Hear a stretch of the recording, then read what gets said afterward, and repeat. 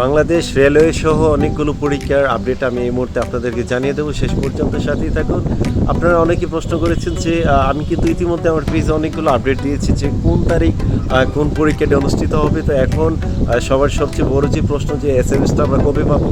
তো নর্মালি আপনারা জানেন সরকারি চাকরি পরীক্ষার SMS-গুলো পরীক্ষার 4 থেকে 5 দিন আগে দিয়ে থাকে। একটা সময় ছিল 10 থেকে 15 দিন আগে দিত, কিন্তু এখন হলো নিয়োগগুলো ফেয়ারে নেওয়ার জন্য তারা 4 থেকে 5 দিন আগে SMS-গুলো দিয়ে থাকে। তো যেই পরীক্ষার তারিখগুলো আমরা ইতিমধ্যে আইডিতে পোস্ট করে জানিয়ে দিয়েছি, সেগুলো SMS আপনারা 5 থেকে 6 দিন আগে পাবেন।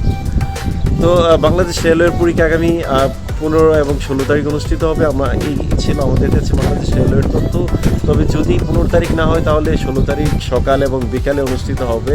তো ফাইনাল যে তথ্যটি সেটা আপনারা হয়তো আগামী 1-2 দিনের মধ্যে আপনারা জানতে পারবেন।